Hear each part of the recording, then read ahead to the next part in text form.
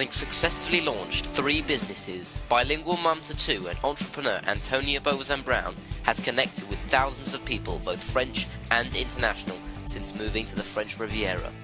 These connections allow her to speak with successful local businesses and inspirational people about life here on the Côte d'Azur and share it with you. Welcome to the Riviera Firefly podcast with your host, entrepreneur, and my mum, Antonia Brown.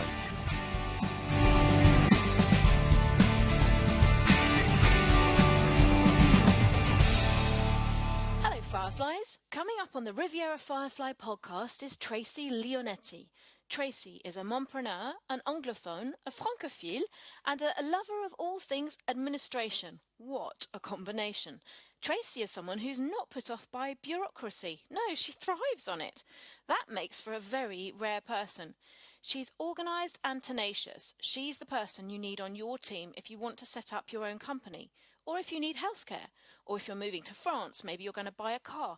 In this podcast, I get to talk to her about becoming a French citizen. So my family are all British. We were all born in Britain and we all have British passports. And although we've lived here for over 10 years as Europeans, life has been really very simple for us. So I'm not going to make this a political statement. The facts are, this is recorded in February 2017. The UK is leaving Europe.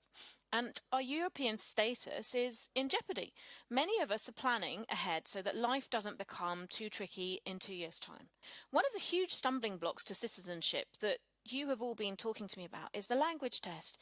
We're all a little bit afraid of it, I think. And so Tracy sort of dispels some of those myths and chats with me about that. And that's been really useful timing because I'm about to send Mr. Beebe off to do his very own language test down in Cannes to start the process for our family.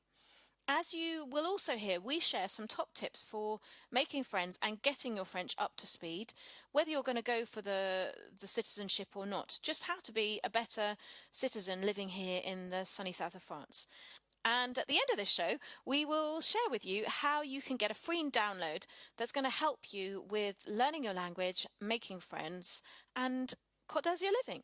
Okay, let's roll. Today on the Riviera Firefly podcast, I'm absolutely thrilled to have Tracy Leonetti with me from LBS, which stands for Leonetti Business Services. Hi, Tracy. Hi, great to hear from you today. Yeah, fantastic. Thank you so much for joining us. I'm really excited about this because with everything going on in the news with Brexit and Mrs. May, the timing couldn't be better.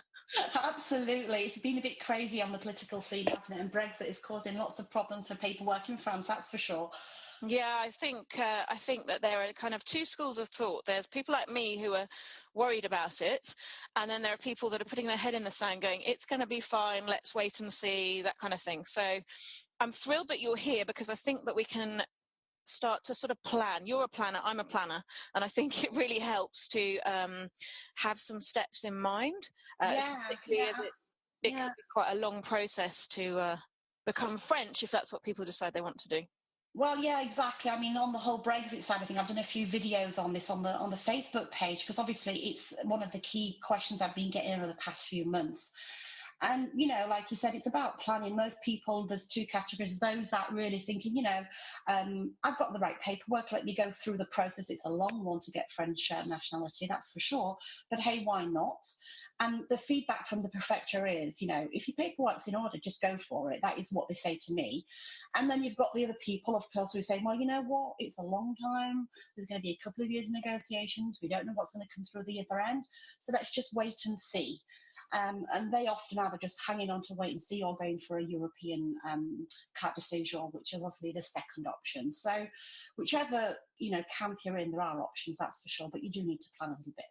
Oh, I agree with you there. Well, we'll cover that a bit later for people that maybe are considering the citizenship route. But before we do that, I'd love to know a little bit about your background because I've kind of only seen the sort of LBS side of you. Tell me a little bit about, a childhood memory, something growing back up in the UK. Yeah, sure. I guess childhood memory is a bit difficult, of course, because we've all got, lots of great memories. I grew up in Hull in Yorkshire in England, and we didn't really have exotic holidays when I was a child, that's for sure, and probably that's why I travelled a lot as I got to be an adult. But I think from a childhood memory, apart from the usual, holiday trips to Primrose Valley and Witherington, which was the highlight of our summers over there, it was really, I think, would be with my dad, because my dad was a bus driver for East Yorkshire buses. And I have distinct, memories, happy memories of him. One, he would just say, "Come on, Tracy," Paula, that was my sister, "jump on the bus, we're off to Bridlington today." And now I don't know if he was supposed to do this, but he would just literally, take the bus and not take any customers. And we'd stand at the front of the bus. Seriously, we'd hold on to the rails at the front, which is completely illegal nowadays, I would imagine. Yeah, I'm sure. And we'd drive down to Bridlington with the bus closed, nobody comes on, and just sing all the way down there. So that was fantastic. a really good memory for me and my sister, actually. I love those kind of memories. Like, for me, would be like the milk float. I remember the milk. Do you remember the milk float delivering all the milk? And people used to jump, like young teens used to jump on and hang on to that as well. Those were the days, weren't they? Absolutely, yeah, I remember that well. So what made you leave wet and windy Hull and come to the Côte d'Azur? Gosh, well, I was actually working. Now, this is a blast from the past. I was working for the equivalent of the ASIDIC. I was a civil servant, actually, working in Hull. And I've never really fit into the whole square, civil service type thing. So I left and went travelling quite a bit. And with any sort of story, there's always a man involved. So I was in Bermuda at the time. I was working for the Bank of Bermuda. And an ex-boyfriend came to visit me for a couple of weeks. And he started talking about France, where he was living and how, he's working on the boats. And it sounded really, really quite romantic. And so me, who was a bit of a traveller, I'd been actually in Bermuda for about 18 months at this stage. I was getting a bit bored because Bermuda's quite a small island. And so I thought, why not? So I jumped ship and went to France and joined what was my ex-boyfriend became my boyfriend again. And I came to France and fell in love with France and, left the boyfriend, but fell in love with France. And how long ago was that? How long have you been here? Gosh, 20, my daughter is 24, so 25 years basically. Wow, so you're practically native. I am, yeah. It's scary, isn't it? I've been here more in France than I have actually anywhere else. When that happens, that is scary. It's like me with uni. When I realised I've actually been out of uni longer than I was ever there, that was quite a weird moment. I know. It's really strange. 25 years in France, and despite all the travelling, it's my home now. I never thought I would say that for the first sort of 5-10 years, but yeah, I'm possibly more French than English. Yeah, I think that does happen, actually. When you do those checks on Facebook, those kind of quizzes and things, and suddenly I was like, oh gosh, I think I'm more French than I realised now. Yeah, absolutely. It's more about the language as well. When people say to me, "Oh, what does this mean?" I'm like, "Yeah, I don't know." No, lost it. So being here for that amount of time, you must know the area, the region really well. Where do you go and hang out on your days off? Well, days off are very few and far between, but I guess it's more the weekend. And I just I've spent most of my adult life really following the water. When I travelled, it was, in Australia, it was find the best beaches, and I'm very attached to the water. So for me, it's all about being near either the sea or the lakes. So certainly me, my husband and my son, we often go up to Lac Bourguignon when the weather gets better. And we do fishing up in Lac Bourguignon, which is, Saint-Martin-Vesubie area. And Lac de Vence as well. In the Tinée, we go up there. Well, that's a bit of a trip because you have to walk for 2 or 3 hours to go up to Lac de Vence. And then there's 5 beautiful lakes and you can fish and there's a refuge and things like that. But, for more locally than any of the lakes, really, Lac Saint-Cassien, Lac Saint-Croix, or even the beaches, for me, it's linked to the water. Well, there's a few there I haven't been to, actually, so I'll have to look them up and I'll put them in the notes, some links, but I've been to Lac Saint-Cassien, those ones, and it's just such a great day out. Oh, yeah, we Lac Bourguignon, and Lac Bourguignon is like our local fishing place up in Saint-Martin-Vesubie. It's great. It's the best place to go if you want to go fishing or even just, have a walk around. And that's why, the Parc de Louis, if people are not quite sure where it is, it's where the Parc de Louis, you probably have. Where the wolves are? Yeah, exactly. Okay. See, at Parc de Louis, I'm speaking French. Do you know, and it just, every time I chat with someone for the podcast, I suddenly realise there's even more, you sort of feel like you've done lots, and then actually when you're listening, you're like, oh, I haven't been there, or I haven't been there for years. Yeah. And there's so much here for us to see, so much for tourists to come and visit. Oh yes, I would advise the Lac de Vence. If you've got walking legs, it's beautiful. Excellent. Okay, I'm actually writing it down right now.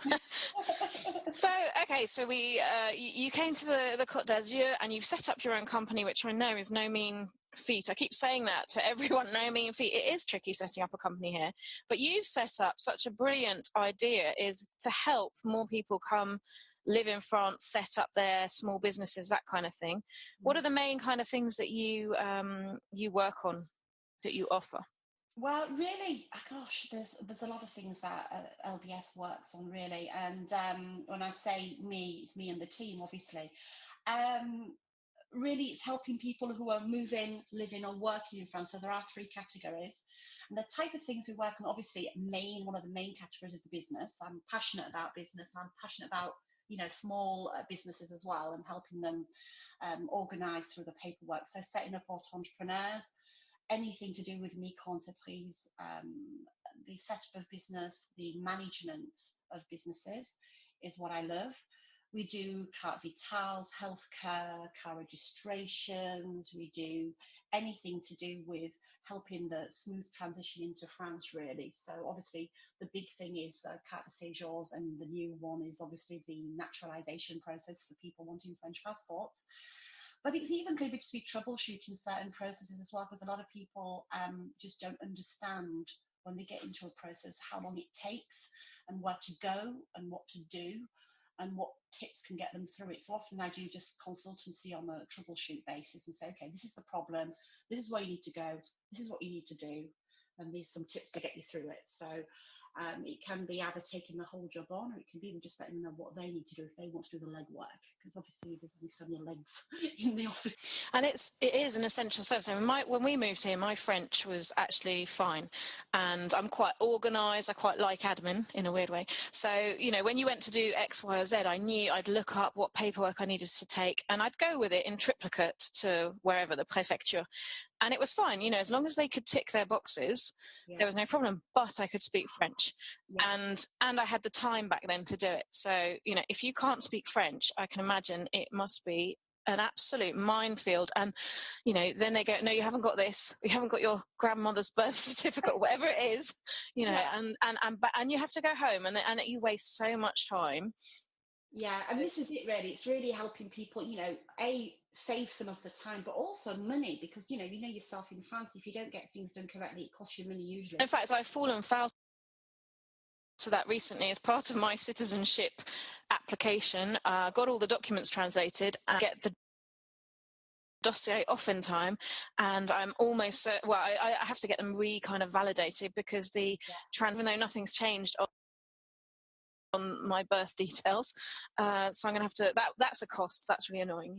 Yeah, exactly. It's really funny, because actually talking about speaking French, not speaking French, when I first came to France, like I said, I've been here for 25 years now, but my first sort of interaction with the authorities was when my child was 1 year old. My daughter, who's now 25, she was 1, and I remember I was at the prefecture to get the carte de séjour, because in those days, of course, we were not part of Europe. It's like we're coming full circle.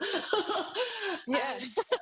And I remember I was trying to get the CAF sorted out for my daughter, who was 1 year old, but at the same time, you need to have your carte de séjour. And it was this whole kind of vicious circle thing going on about, well, I can't do your CAF file because we need your carte de séjour. And the carte de séjour you couldn't get because you had to have a job or be a student. And it was just so frustrating. And in fact, I got the CAF file through. It took me 18 months because I had to get the carte de séjour. And by the time I got it done, my daughter was 2.5, and I only got 6 months worth of CAF. It is frustrating. Yeah, but I do remember thinking it shouldn't be that complicated, and that's one of the reasons I set up LBS. All these years later. And the beauty is that all the tricks now, the shortcuts, what you can't do without, what you can do without, and much more streamlined. than us filling it up. Yeah, exactly. It really is based on really 25 years of experience of, living, moving, living and working in France. Both myself, the people who work for me, and of course all my customers. I have so many wonderful horror stories that I can then, hopefully make better. I've been, kind of had over 300 customers over the past 4 years. So, there's a lot of experience in that. Yeah. Okay, so imagine imagine we've got someone that's maybe listening in that's going to come to France, is planning on moving to France. Have you got any tips on what they need to make sure they don't leave behind? Oh gosh, yeah. If you've not actually moved over and it's a project, well, great, that's fantastic. But I'd kind of say the most important things to bring with you, first, of course, is your income tax returns, at least the last 2 years. And bank statements or bank statements, because if you want to set up a bank account, they're going to ask for that. If you want to deal with the CAF, they're going to ask for your income tax returns from your country of origin. And even like if you're thinking of mortgage or lending money, they'll want all of the, the financial background from your country of origin. So that would be number one. Number two, obviously your birth certificate, but not just it would be a birth certificate with your parental affiliation. So you have to have your mother's and your father's details on there. Otherwise, they won't accept it for the CAF. They won't accept it for, any things like the carte vitale. You would need your birth certificate with parental affiliation. And also on that one, I think I know with getting the national French nationality, we've had to get our parents' birth certificates and marriage certificates in full as well. Yes, absolutely. You have to get your parents and any marriage or divorce certificates in full. You can get them off the website, for the UK website. But yeah, it's a cost, and you have to get them all, and then you have to get them all translated. Yeah, and make sure you send it off within 6 months. So. Yes, exactly. So yeah, birth certificates is a key with parental affiliation. And I guess if I had to say one last thing, I would probably say your international health card. If you because that will help you get through your first few months before you get into the healthcare service in France. So I think those would be the three key things I would say if you haven't yet moved over. Okay, that is very useful. Let's go into the Brexit thing. Let's imagine there are other people out there like my family who are thinking about getting French citizenship. And I think there's quite a lot of fear with that, particularly from the whole French test. And I know I was looking at some of your Facebook videos and things like that. You've actually been going through the process, testing it for us. Yes, that's true. I have, yes. Really, the language test is what puts people off the most, I think. People are hesitant, it's French, it's tested. Most of us, have a reasonably good level, but going through a test. So first of all, I'd like to say that it's really the people who do this in the TCF centres are absolutely wonderful. You can be reassured they're there to support you and help you, and they're not there to try and trap you. So don't worry about that. The feedback from the CAN centre that I was at they were absolutely wonderful. And then I've had feedback through, obviously, my customers through the Nice centres and things like that. Great. And even Paris, my customers in Paris, I've been through the Paris test centres. Wonderful. Great feedback. So be reassured they're there to help you. They're friendly, they're supportive, and they explain what you're going to go through. So basically the test is in two ways. There's the multiple choice questions, and then there's the oral section. The multiple choice question, you've got 29 questions basically, and you've got A, B, C, D, and you listen to a tape and you have to answer the questions from the tape. So it's not too complicated, but what I would advise for this particular exercise is concentration, because you're in a room with possibly 15 to 20 people, and if somebody coughs or you get distracted by a noise, you miss the sound on the tape and you could miss the question. So concentration is really, really important, and they go up in difficulty. So it gets easy, it gets harder, and you basically have to have a 50% success rate to get through. So it's not that difficult. Okay, and so it's probably worth getting a front seat if you can in the interview room. Yes. Nice and close to speakers. Exactly. Are there any tricks in the multiple choice? So are there some questions where you sort of go, oh, that could be A or D, or is it Are they fairly nice about it? To start with, usually the first few questions is a visual picture. So you've got a picture, something like, two people sat at a table reading a book or something. And then the question on the CD may be something like, what are these two people doing? Are they talking, reading, or, looking at the scenery? I'm exaggerating slightly, but, it's quite obvious. And then the questions are quite, the questions are quite obvious, really. It's, you could be listening to a question about education. It's when you get towards the end, there could be that, it could be A or D. Okay. But at the end, it gets tricky.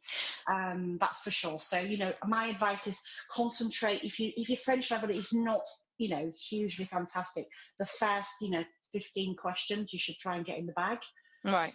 Then not be too worried about the last 5 or 6. Which are quite I was looking earlier on because I was going to register my husband for the French test.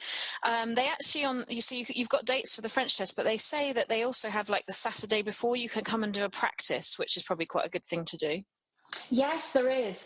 And actually, I was speaking with one of our local people, Frances Osborne. She has a language preparation session it's called the CFLEC. I don't know if anybody's heard about it. But they do preparation for this particular test. So she might be a good contact for you, Frances Osborne. Okay. Local person. And also, some of the centres do preparation. Some of the Nice ones, it's obligatory. You have to do the preparation.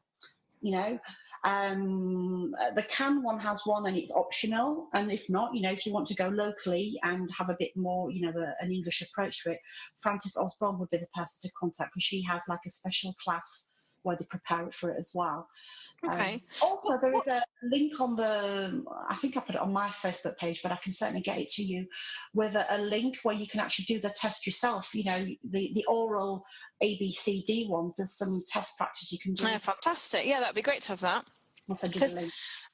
What would you say level B1 is? So someone that is already a level B1, what kind of conversational level would they have already, would you say? Well, it really is about understanding day-to-day French language, and being able to not just understand it, but be able to react to it. And I think that's the multiple choice questions are about that. You can hear a conversation when you're in a coffee place. I mean, that's when I was here, years ago. I remember sitting in the coffee place and not understanding a word about what people were talking. And not that you want to listen to conversations, but you kind of do. So it's all about being able to understand general conversations and being able to interact. So it is a very much an intermediate level. Saying that, one of my customers in Paris went through it, and I would not say his level was that intermediate, and he got through it very well. So okay. It is really, the general vocabulary of, when you're watching TV or the radio is a really good practice. If you listen to the French radio, it's a very good practice as well. Well, this is what I was thinking. So, okay, we're talking very much about passing the citizenship B1 test. And some people won't want to do that. They'll be quite happy to go to the prefecture and get the carte de séjour if that's what happens in the Brexit fallout. However, living here in the Côte d'Azur as a foreigner with, loads of French people around us, I do feel that we all have a kind of duty to at least be able to do, converse with your hairdresser, with your, whatever, in French. Give us some ideas, Brexit aside, citizenship aside, of how people could actually go and improve their French. Well, I guess, again, I can relate it back to experience, really, how I did it when I first came to France, because like most people, I had very beginner's French, really. So what I did, and I think it's the advice I give to a lot of my customers, is, go and speak to some elderly people, because I remember I remember waiting in the bus stops, and there's always elderly people hanging around, and they will talk to you, and they'll talk about anything and nothing for as long as you want. Seriously, I'm not exaggerating. That's what I did. I would just hang around in the bus stops, and even the loads of coffee places. There's always elderly people there, and they love having a chat with you. So just throw yourself in the deep end and have a bit of a chat with one of the elderly people. And then what I did was I did an exchange with, it was actually a lady from the local supermarket, but I mean, it could be anywhere. And she wanted to learn English, and my French was extremely basic. So we used to go for a coffee twice a week, and we used to do half English and half in French, and that was amazing. It really was helpful. And again, free, doesn't cost anything. And then, of course, there's the idea, join one of the associations, one of the French associations, and mix business with pleasure. If you are, you think you have a set up a business in France, you could go to one of the French business associations. That would be a good thing to do. Do you belong to any of those? I had a lot of work with the Riviera Business Club and with the Professional Women's Network. Well, that's the English-speaking one, of course. But the French ones, there's the French 06, the Business Club 06, which is a good French association to join. I've been thinking about joining one of them, but even though my French is good, it's a whole new comfort zone. So I'm like, I don't know if I want to go and network in French. No, get yourself out of your comfort zone and get yourself down. Okay, another goal for 2017. Really good way to do it as well is just do a training course in French. That's a good one. Yeah, because you learn something, it's all in French, and you meet the people doing it in French as well. So you just have to really go in at the deep end. Yeah. Go out of the comfort zone. And they're great ways as well to meet friends, because it can be very, very lonely, I think, coming to a foreign country, particularly if you come on your own and you maybe haven't got your family with you, and meeting people. I do think, particularly in this region, it takes some time to sort of integrate and to get into local French life. What kind of tips do you have, or did you go through for meeting other people, making connections and that kind of thing? Well, obviously, learning the French part made me get connections anyway, and I was very much wanting to integrate into the French side of things, so I did push myself in that way.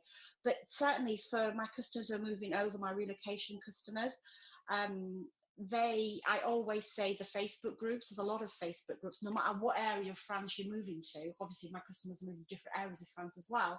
There are always local Facebook groups, and there's things going on, and most people are extremely welcoming through these Facebook groups.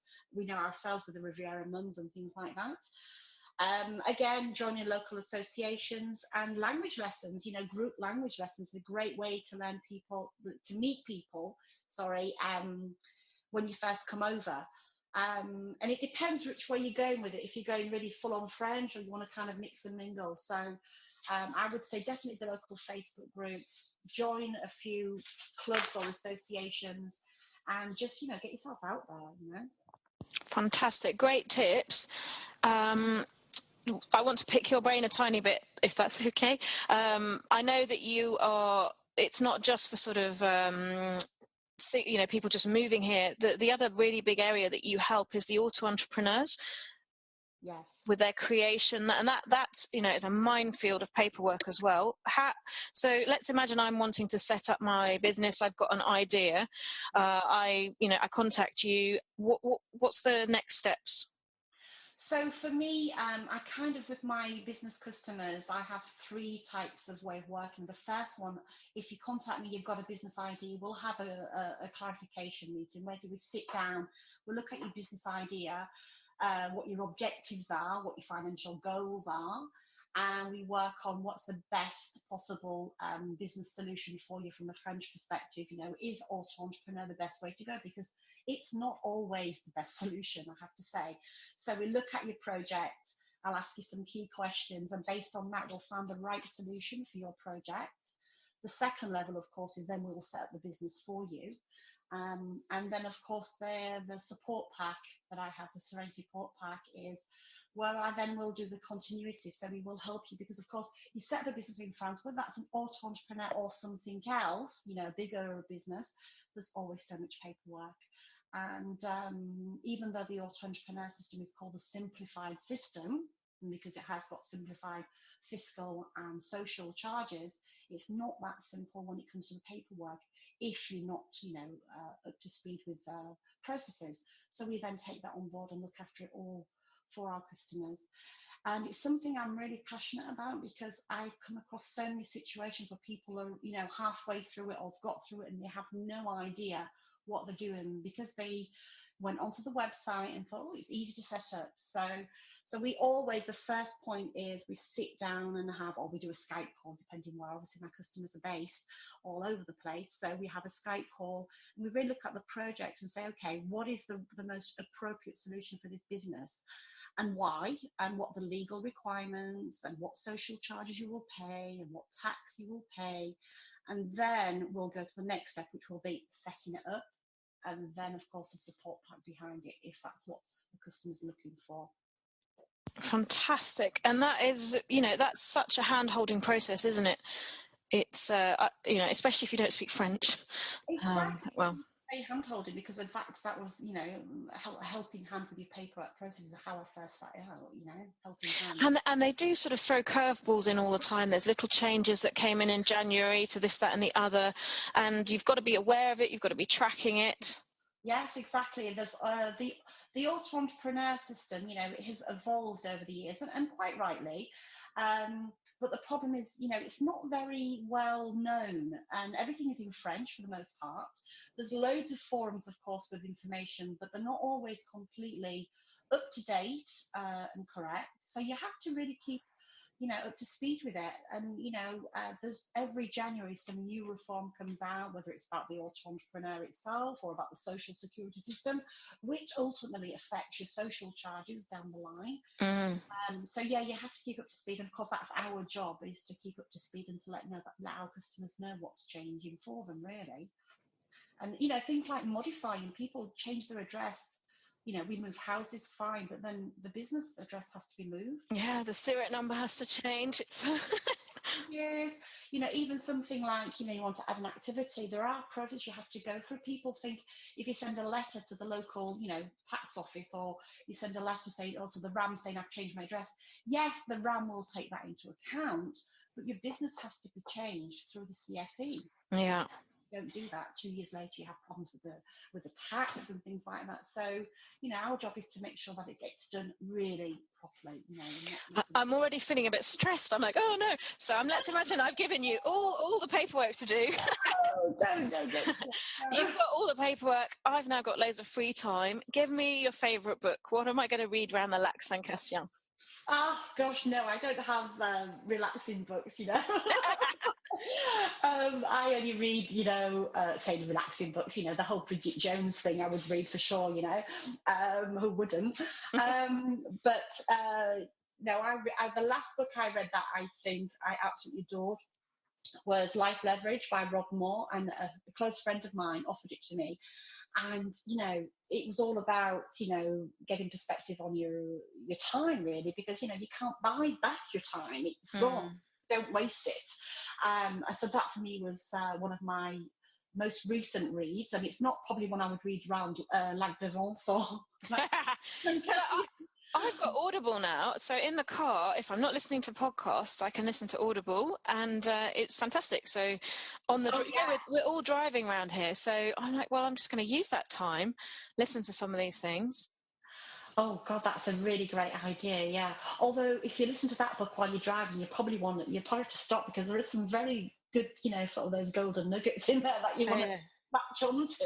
Fantastic. Okay, brilliant. Well, I'm gonna, I also listen to them at home when I'm having to do boring household tasks like fold washing. I'll just, I'll throw a podcast or an Audible on then as well. So, and then I've got my pen handy to write down the nuggets. That would be a good, you should give us some good podcasts to listen to.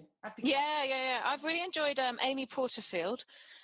For business, and the bizchicks.com, bizchix.com. Both of those from a business perspective have been brilliant. Just nuggets, like you say, it's nuggets that you're like, okay, I'm going to go and do that. And I love small quick wins. They're brilliant. And excellent. So they're my two favorite right now. And Ruby Wax is another one a friend's just put me onto for fun. It's not always business. She's great. Yeah. Yeah. So she's got a great podcast. And there's some comedy radio 2, I think. I'm not sure. I'd have to double check that one. I think I'll have to become a podcast queen. Once you get into it, you're just like, wow, there's all this out there. I just love it. And sitting down and reading, it just, I don't have that much free time to sit down and read, but I am able to listen and fold the washing, you know, so it's... Well, exactly. The book with Life Leverage that I just spoke about actually says that, it's all about, using your time effectively. And if while you're doing the washing, listen to something interesting, you're kind of doubling your time, really. You're buying, And in the kitchen as well, I'm not a huge fan of cooking. It's got to be said, because I just find it, it's a lot of time and it's wolfed down so quickly. But with a podcast or Audible, music as well, I'm not all about that. But, I feel that you're getting better use of your time, basically. Absolutely. I completely agree. So give us a quote then. What's one of your, what are you about? What's a good quote for you? Well, it goes back to my dad, really. So, bless his soul, he's wonderful. And he always said to me when I was little, if at first you don't succeed, try again. And he was really talking about school, I think. So I've always used that as my motto. And, if at first you don't succeed, try again, because there is no such thing as failure. You just build from your mistakes and move on. So obviously I've applied that to all of my life, and particularly with paperwork, because often you don't succeed the first time, so you have to keep going back. Yeah, it's brilliant, and it's one that I keep hearing when I'm chatting to entrepreneurs. Tina Silver yesterday had in the conversation had a very similar approach. It's that not everything you do is going to be a success, and it's to sort of not be totally flawed by that. You just have to dust off and get yourself going and go, okay, that didn't work, I'm going to tweak it, I'm going to do some research and try again. It's fantastic. It's a great way to live that. Yeah, exactly. I mean, if at first you don't succeed, try again is one of my mottos. And basically, one of the videos I did recently was all about, taking that step, and some of the fears that people have in business, mainly women, I have to say, is, gosh, what if I make a mistake? What if I don't do it right? Well, and hey, you just learn from it and move on, and just keep going. And it really is about, taking those baby steps and just going in the right direction. Gradually, you will get there. So take those steps, obviously. You push yourself slightly and a lot out of your comfort zone. Brilliant. Tracy, listen, what's the best way to get in contact with you? You've mentioned Facebook, so that's where people can see some of your videos. Yes, Facebook for videos. I have a local Facebook page, obviously under Leonetti Business Services. I have my membership Facebook page for that, which has more videos. And then, of course, I guess the easiest way to get hold of me, if it's not Facebook, would be email, tracy@lbsinfrance.com, or even through my webpage, lbsinfrance.com. Fantastic. Well, I think you're going to be bombarded now with Mrs. May doing her Brexit speech in a couple of weeks in March 2017. It's going to become a reality. Up till now, it's been a possibility, and I think that more and more people may start to suddenly say, I think I need to become French. I've been living here for 10, 15, 20 years. Maybe it's time to get citizenship. Well, yeah, I think it is. I mean, it's going to happen. It's definitely happening. That is for sure. It's going to happen. And people have to decide, where they want to be. Do they want to be... You don't lose your English citizenship by becoming French. So that already is, a point to take into account. But just decide where you want to be and go for it, because it's not a short process, as you and I both know. But make a decision and go for it. And that's really important. So I've got like a 15-year-old son, and the process takes 2 years, doesn't it? Yeah. Roughly. So by the time Brexit is really hitting the fan, he's going to be at the age where he may be looking to go to do studies at university or at a business school, and not necessarily in England. He has an English passport. Suddenly, we won't be European necessarily, and that could cause lots of problems, which is one of the reasons why we, with a 15-year-old, we're saying we need to start thinking about that 2 years ahead. Exactly, you do. Because, like you said, the process, you're talking minimum 18 months. People with small children, obviously, it's fine because they go along with them. But you do have to think what the impact is for, our children Yeah. Moving forward, we will not be European. That is for sure. We will not be European. Now, what the negotiations result in, we don't know. They will obviously come up with something, I hope, reasonably. Yeah. But we have to think, 2 years ahead, the kids, what we're going to do, put some options in place. And I think, just wait and see what happens is probably not going to be a great scenario to be in, 2 years down the road, really. Yeah, because then suddenly everyone's going to be trying to apply, and it's going to take it may take much longer unless they suddenly put loads more people working on dossiers. There already is been a big demand for naturalisation, and even for carte séjours, the prefecture has had a lot more requests, and they've actually become a little bit more complicated with the carte séjours as well. I've had a few cases where they've completely changed the way they work. So I think 2 years down the line, will there be more? Yes, more than likely. Will the process change? Probably. Again, it changes all the time. Every sector has different processes, so they're always adapting. I mean, just for anybody who's thinking of starting the process, one tip: it says you need to have 2 application forms filled in. You actually have to have 3. Oh, They will okay. send your whole file back because you've only sent 2 application forms.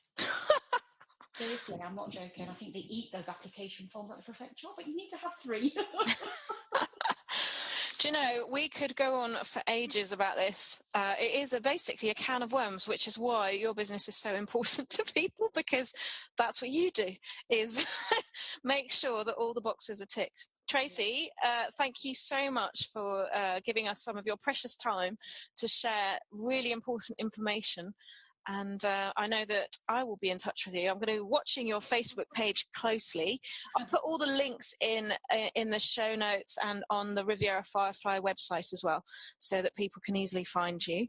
And onwards and upwards. Yeah, thank you so much. It's been wonderful talking with you. It's been an absolute pleasure. Thank you, Tracy.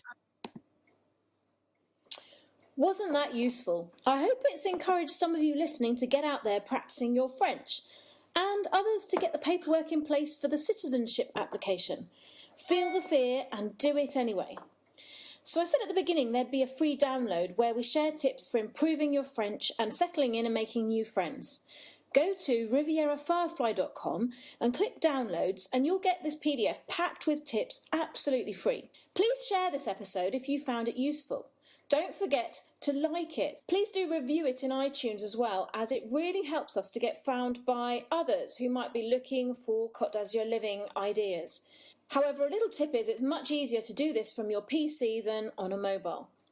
A final word from our sponsors. The Riviera Firefly podcast is sponsored by Kiduland. There's quite a few costs attached to setting up a podcast. Kiduland is the little English school just outside of Sophia Antipolis, with their own year-round premises set up 10 years ago. It's a small family business running activities for 0 to 16-year-olds all week long and through the holidays. Holiday camps in the beautiful Beachcomber Riviera, which you may know previously as the Sophia Country Club, the 4-star hotel, and regular pop-up workshops for adults such as yoga, chalk paint on furniture classes. There are seasonal photo shoots to get those precious family photos done in professionally lit conditions. It's all going on. Check out www.kiduland.com. This episode was brought to you by Riviera Firefly for Côte d'Azur Living by your host and my mum, Antonia Brown. Please subscribe, like and share. Until the next time, au revoir les Fireflies.